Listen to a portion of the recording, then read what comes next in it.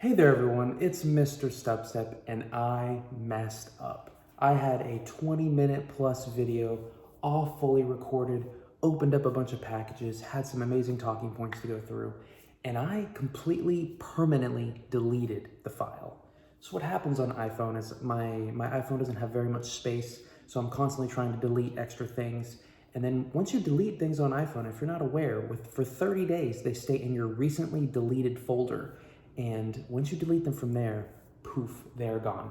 Now I did a little bit of research. You know, I've done my fair time on some forums and stuff trying to figure stuff out. And you can recover those files, but you need to like connect your phone to a computer and all that stuff. So basically, I'm just accepting my loss, and I'm not gonna be able to open up and give you live reactions to the 4 packages that I have here today. I will still be showing off of all the products that I got, because I think, or I guess in this case, they're all singles, but I just still think they're well worth showing off because this is probably the best pickups that I've had in a very long time, greatest purchases I've had in a very long time. So, and then I will have some talking points at the end, so if you just want to listen to me ramble on, I'll be doing that as well, but I am slightly sad and not as enthused as my previous video because I'm having to redo this whole video. So we will start out with my first package, which I thought was a great package. Like always, down below I will have prices, anything that's, you know, applicable to whatever I'm showing off. But if the card is less than $1, I'm not going to be showing anything on that because it's just, you know, a bulk card that I'm adding to one of my master sets. But we are going to start out with this purchase that I made. This was all a TCG player order. So this was actually a package that I recently moved, if you weren't aware, a few weeks ago to California, and this package actually went to the old place that I used to live in. I had a friend and she's amazing, and she actually grabbed the package from my old place and then sent this one here to California. So very thankful for that. And she did provide a number Juan tequila koozie, which is amazing. And yeah, we'll just go through these singles really quick. I don't think any of them are crazy. I do have them in numerical order already because I finished the video and I'm like, let me put these all into my apps and then I'll get them ready for being inserted into the binder. So we have that Lunatone, which is amazing. I know the most recent Lunatone, if you pair it with Soul Rock, it basically prevents the stadium card that's in play from affecting you, which can be really good in some cases. Like if you want Path to Peak to work, but then you also still want your own abilities, it's pretty nice. Got the Semi-Seer V-Star, which is a very polarized artwork, I think, but I think it's okay. Got the Raikou V. Been going up in price a little bit because it is still a very playable card. Miraidon decks are on the rise. We have the Charon's Care, a really good card for, you know, just picking up a colorless Pokemon since Scoop Up Net isn't a thing in Standard. So those Lugia decks, the Arceus V decks, if, you know, you need to pick them up off the board, they have a little damage, you're already set up, then just take them off and you avoid prizes. Got Melanie. Love this artwork so much. Love chefing up Melanie. And then we do, oh, jeez.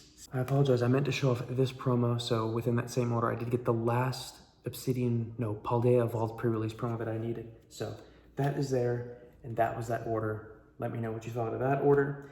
Next up, to break up, you know, a ton of cards at once, I did get a Sword and Shield promo in the Festival de Campeones. So I'll have my list show up on PoKollector or whatever, but those are the remaining Sword and Shield promos that I need.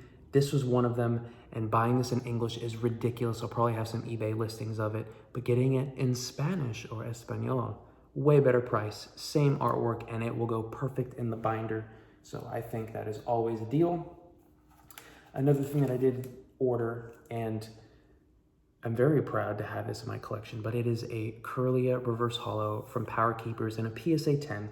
So for those of you that don't know, I am a Kirlia master set collector. I have every single English Kirlia, every single Japanese Kirlia, all the unique Kirlia artworks.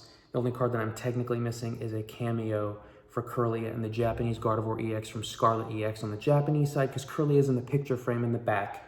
I am missing that one because that Gardevoir EX on the Japanese side goes for a lot. So that's one card that I'm technically missing, but all Kirlia named cards, I'm good to go. So this one I've been seeing quite often. If you follow any type of like specific Pokemon or like types of cards that you're following the market for, I highly recommend just monitoring the market for a long time, because then you'll be able to see when something is rare or something like, hey, this might be the only opportunity. I've only seen this listing once in the past year.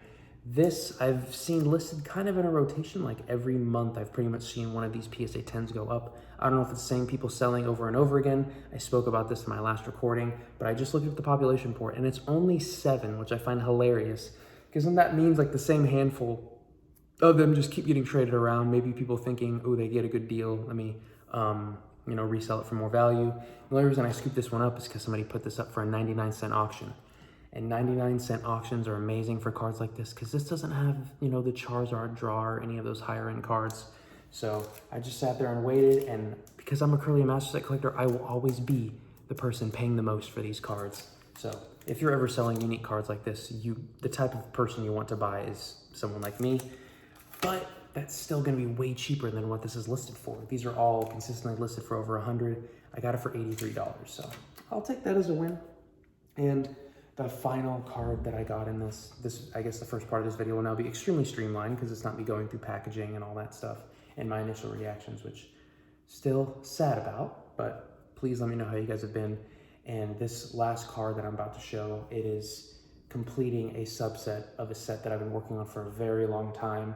And you know, it was another one of those risky purchases where, ooh, you got a peek of it right there, where I didn't see any photos, but I did spend a decent amount for it. I was trying to avoid paying over $100 for this card because these cards have been harder and harder to find for under $100. But when you see one for like 60 with no photos, in my head, I'm like, shoot, this card is probably missing a piece or something like that.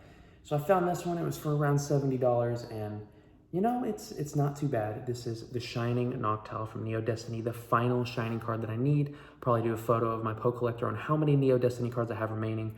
So this will pretty much open up the floodgates for me just completing that set now, because I can get the rest of those holos for a decent price, because I'm not going to be getting them in near mint first edition. Let's just put it that way. But we got the Shining Noctowl. You can see it's not in the best condition. Definitely has a nice fatty crease up there and definitely some wear on the surface. Sorry, the lighting in here. I apologize for these videos being kind of janky, ghetto, low end. I still am waiting on my stuff. I think next week my furniture and stuff will be coming in, so I'll actually have a setup and everything, but I'm working with what I got, so I appreciate you guys bearing with me. But yeah, Shining Noctowl, last Shining that I needed. And yeah, that was actually the entirety of my pickups. I think, you know, pretty good progress. Made a huge dent in Crown Zenith, getting really close on completing that master set. Neo Destiny getting really close. Sword and Shield promos, only missing those few, even though the Delivery Pikachu and Bidoof are very expensive. And then one random Curlia Reverse Holo PSA 10. So I prioritize the raw cards, but if I see graded opportunities, I try to get at least one graded Curlia a month. And, you know, any shiny Curlia English cards are like my priority, but I've been kind of, you know, I shop around. I'm watching a lot of Curlia cards on eBay, let me just put it that way. So if that's all you wanted to see, you just wanted to see the card pickups, I truly thank you. Anyone that spends at least even a second on my videos, truly appreciate it. I mean, I know all of you have very busy lives.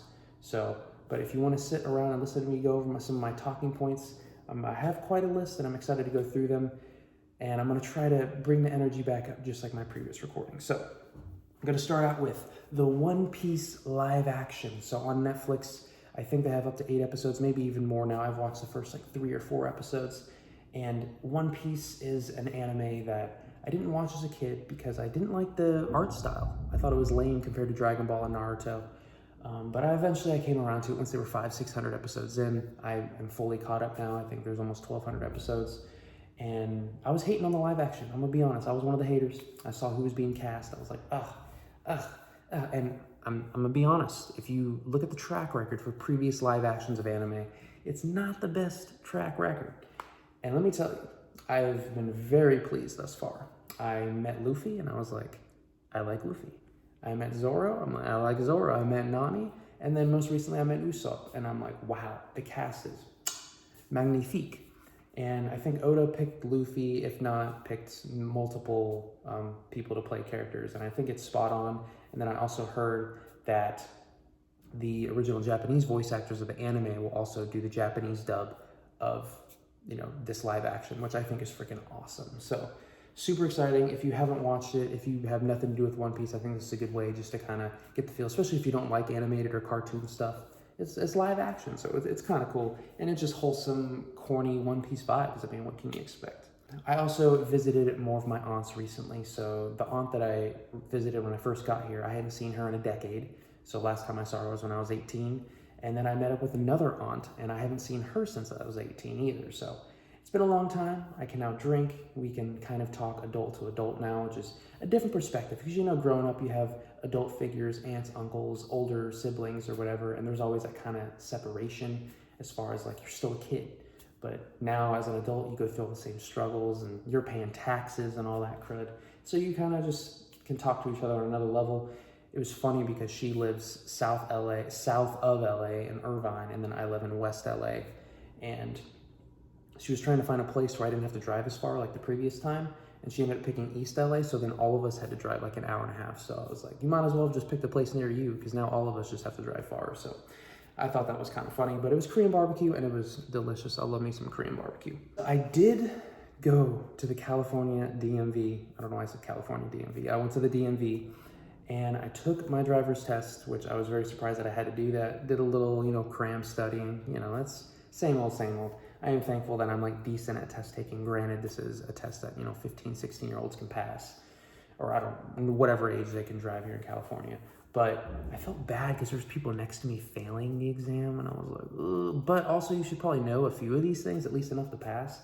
And I'll probably show my photo. I don't have my license. It should be coming in probably next week. But I'll show the photo that's gonna be on my license. I didn't like prepare too well, but I thought it came out decent. And I actually smiled, which is kind of rare because I feel like smiling on the ID has always been kind of frowned upon because you want an officer to be able to look at you and be like, oh, that's you. So I'm gonna be like, that's me. I'm now about to finish my 3rd week of work. And you know, every day just slowly taking in more and more responsibility and learning more and more things, getting to know at least, you know, one new person at the office and doing all that stuff. And overall, it's not too bad. I kind of learned to take the approach where you kind of lean forward on things, you know, lean forward. And because I think there's 2 approaches when it comes to work and life is you can sit on your hands and wait for somebody to throw something in your lap or wait for somebody to come yell at you, or you can lean forward and be that person applying the pressure yourself. And I don't know, especially when you're making initial impressions on like bosses and everything, if you're the one that's, you know, making that extra effort, and you know, it can go a long way. You can learn a lot more and all that stuff. And if you're always on them, then they're not like giving you extra tasks and you're not surprised, because when you go to them, like you're in control at that point. And then obviously, you know, your boss tells you what to do. But if you wait for them to, you know, hit you at any moment, like, hey, you need to do this now. And you're like, whoa, I wasn't expecting that. So it's one approach I found. And also, you know, being in the managerial position, it's also nice when you have people coming to you versus you having to seek them out and all that stuff, because usually the higher up you go, the busier you are and the tighter your schedule is. So that's one approach. 7 Deadly Sins. I put this down as a talking point because I wanted to finish season 4, but I haven't finished season 4 quite yet. I have a few more episodes. You know, it's a typical love story. I will admit I can't predict the plot twist. I can't. So at least they got me there. They're able to throw things at me. I'm like, oh, I wasn't expecting that. Jolly ho, tally ho. But Escanor's, he's the guy that runs the show for me. All I look forward to is the next moment where Escanor just goes, you know, crazy. It's kind of like when I used to watch Naruto. You're just waiting for Naruto to get angry and the red stuff to start seeping out, the tails to start forming. You're just waiting for them to rage. But that's like, I guess, a little kid in me that is just waiting for those moments where they go crazy strong. Because when you have a character that comes in and just dominates everybody, you're just like, this is beautiful. Recently, because Mystery's up north, she's doing an internship up north, which is really cool. I like to go out at least once a week, so I went out to dinner by myself. I was hanging out it was like a bar and grill, but it was actually a Mexican place in disguise, which, I mean, Mexican in California, you can't really go wrong, you know, it's delicious. And then also tennis, one of the tennis majors, the semifinals was on. I think the number 1 in the world is a guy from Spain, and he's pretty young, and then he was playing another guy, which I honestly can't remember. He ended up losing, and then I think Djokovic is like one of the ones from the old guard, and he was in the final. I don't follow tennis too much, but it was on, and I got pretty engaged in it. It's funny because everyone was rooting for the young guy from Spain, but the other guy ended up winning. I was like, yeah, even though I wanted the guy from Spain to win too, but still, it was good stuff. Tennis is hardcore. Pickleball has really been picking up in popularity though. Like, I've never played pickleball, but let me know if you play pickleball. Speaking of pickleball, there was pickleball at Venice Beach. Venice Beach is a recreational area. We went there previously on like a weekday. It was very slow. not really too much happened. I went on a weekend, Muscle Beach was open, there was people getting beefed up, and man, it was cool. You see the basketball courts where I've like seen videos of people like the Professor and all that stuff, like doing stuff there. They have like a calisthenics area. People are like doing muscle ups and like gymnast like ring stuff on the sand with the stuff. I was tempted to like see if I could knock out a few muscle ups, but I just kept walking. I just admired. And then I forgot about the Venice skate park. I went there. I'm not sure if any of you went through like a skating phase. A little bit of my childhood, I grew up in San Diego and everybody skated. So I did go through a little skating phase in middle school. And of course I played like the Tony Hawk Pro Skater and Underground video games. I love those games. But amazing soundtracks. But yeah, let me know if you ever did any skating. But I just sat there and I watched people skate for an hour, just watched them do lines, bail, hit amazing tricks, everyone clap. It was quite the show. I couldn't imagine like growing up or skating here and then being able to skate at a park like that and all the people watching and everything. And it was pretty cool, pretty awesome. Also, I can't remember if it's today or yesterday, but the Pokemon DLC, the Teal Mask for Scarlet and Violet came out. I actually haven't downloaded it, played any of it. I have been meaning to get it and play it, and I will, don't worry, because I need to get all the new Pokemon, of course. I collect them all. Gotta catch them all, right? But yeah, just because my furniture hasn't gotten here and everything, and you just get to a certain point in life where like video games and stuff becomes a huge commitment. Like even movies for me, I think about like, oh, that's like 2-3 hours. I don't want to do that, but then I'll go watch 10-20-minute episodes, which equals multiple movies. But it's just like less of a commitment, and those are huge commitments. And when I sit down and game, like I want a game, but that just becomes more and more infrequent, you know, especially with the new work and everything. You put in a little extra hours so you can kind of establish yourself and learn and catch up and all that stuff. So yeah, new DLC, let me know if you got it, let me know how it is. And I've heard kind of mixed things on it, but I wasn't really expecting anything crazy, like mind-blowing. So, but I'm excited for some new Pokemon. And finally, the greatest news that came out of today, so you'll know what day I'm filming this. There was a Nintendo Direct, and there was a whole bunch of cool stuff and updates and everything, but the #1 update came at the very end. A lot of times the Directs are set up where they have an awesome reveal in the middle and then the biggest one at the end. And they are remaking my favorite video game of all time, Paper Mario, The 1,000-Year Door. And I'm just so excited because it gives a lot of people the opportunity to play it and access it. I know I, of course, have my original one from the Nintendo GameCube, complete in box for, you know, for you video game collectors out there, you know what's up. But it's not that, it doesn't really matter too much to me. But I look at those things, I follow like a video game subreddit or whatever, and people show off their collections. But it's a great game, my favorite game of all time. Super excited. See if they have any changes. It'll just be like an exact, you know, remake, replica, remaster, whatever you want to call it.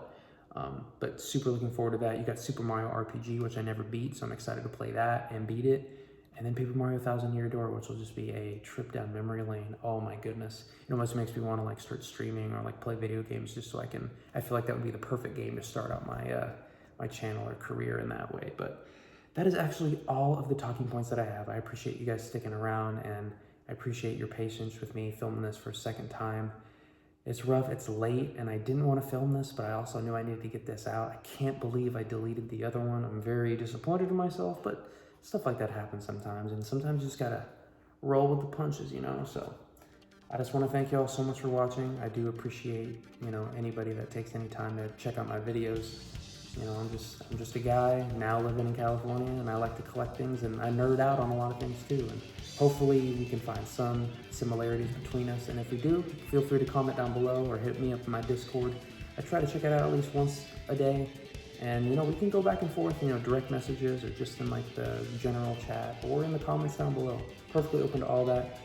I do YouTube because I truly enjoy it. So thank you all so much for watching, and let me know what your favorite pickup was. I'll catch y'all on the next one.